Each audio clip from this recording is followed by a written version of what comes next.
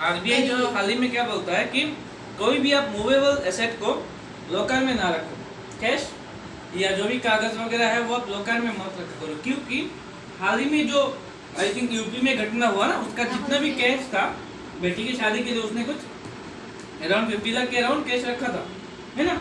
और जो RBI guideline है वो बस 5 लाख तक का ही इंश्योरेंस देता है आरबीआई के हिसाब से। अगर बैंक में उसके लॉकर, बैंक के लॉकर में, लॉकर का मतलब है बैंक का जो खुद का जो लॉकर होता है, पर्सनल लॉकर, ना कि वो लॉकर जहाँ पे हम एसेट रखते हैं, जो कैश है बैंक में, जो डिपॉजिट करते हैं कैश बैंक के अंदर में अकाउंट में, अगर वहां में से कुछ हुआ, गलती हुआ, मान लो आपके पास 20 लाख रुपए था जो बैंक में जमा था, डिपॉजिट था बैंक में, अगर वहां में से वहां पे कुछ भी हो गया, चोरी हो गया, डकैती हो गया, तो सारा पैसा जो है वो इंश्योरेंस कंपनी और आरबीआई मिलकर भरेगा आपके पैसे। पर अगर आपका पैसा लॉकर में है जो आपका खुद का यूजेबल है, कोई अनुमति नहीं है कि बैंक वाला खोल के देखे, तो अगर आप कैश रखते हो और बाई एक्सीडेंट अगर वो जलता है, ना कि बैंक के पास अथॉरिटी नहीं है कि खोलने के लिए, तो बैंक तो खोल नहीं सकता। या अगर उसके अंदर कोई कीड़ा मकोड़ा या दिमाग उसके वो खा लेता है, उसके लिए बैंक रिस्पॉन्सिबल नहीं है। उसमें बस वही चीजें रखे जो सेफ रहेगा, सोना वगैरह रख सकते हैं। ज्यादा टेम्परेचर गर्म हुआ तो गल गया तो नहीं गिरेगा, नहीं जल तो जाता है, पर इसका इंश्योरेंस वो देता है, बैंक देगा, आरबीआई देगा, जो भी फिक्स एसेट है वो देगा। अगर आप जब आप लॉकर में कुछ सोना रखेंगे तो उसको वेट भी तो करवाएंगे, उसका पेपर भी होगा आपके पास, तो आप बस बोलना कि हाँ इतना अमाउंट का पैसा, तो वो देगा, क्योंकि आरबीआई के पास भी गोल्ड रिजर्व है, बहुत है, तो वो देगा, इतना वो एश्योरेंस करता है। और अगर आपके पास डेबिट कार्ड है, जैसे कि हमको पता है ना कि एसबीआई का डेबिट कार्ड होता है, डेबिट कार्ड या क्रेडिट कार्ड कोई भी बैंक का नहीं होता, ये भी ध्यान रखो।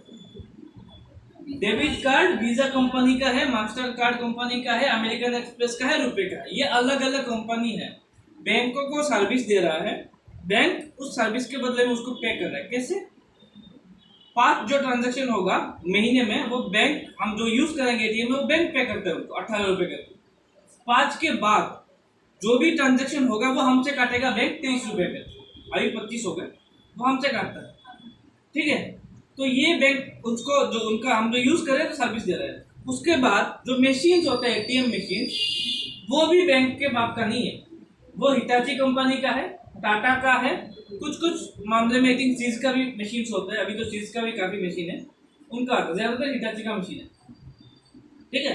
तो वो जो मशीन यूज हो रहा है वो मशीन टावर टावर कंपनी की तरह काम कर रहा है। तुम्हारे घर के सामने बिठा दूंगी, 100 मीटर में एटीएम नहीं, हाँ इधर बहुत रास्ते मेरे को इतना दोगे, उनको महीने का 30,000 भाड़ा मिलेगा। भाड़ा कैसे मिलेगा? विड्रॉल के ऊपर। अगर एक दिन में 100 से ज्यादा विड्रॉल इस मशीन से हो रहा है, मेरी प्रॉपर्टी के ऊपर एटीएम बिठा दिया, अब तुमको कैसे पैसा मिलेगा? हर एक विड्रॉल में तुमको 13 रुपया करके मिलेगा एज ए लैंडलॉर्ड,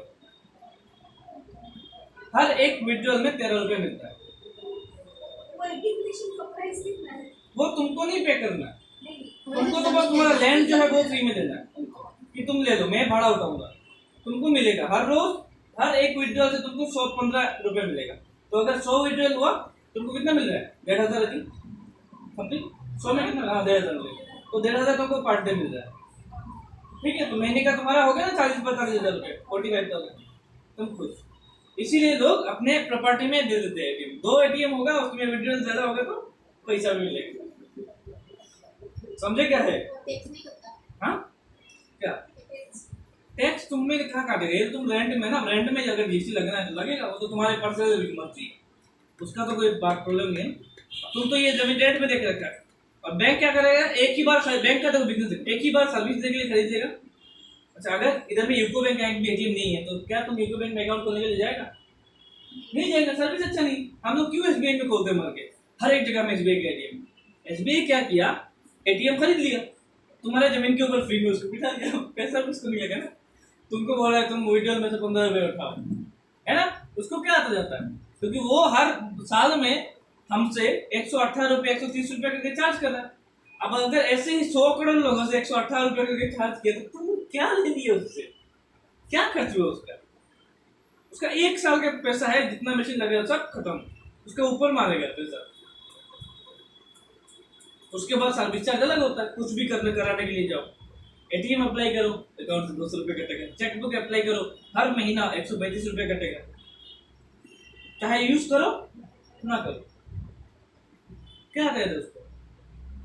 अगर 10-10 रुपया करके भी साल, अगर महीने में अगर तुम्हारे अकाउंट से बैंक ने मान लो 3 रुपए काट दिए, तुम कंप्लेन करेंगे?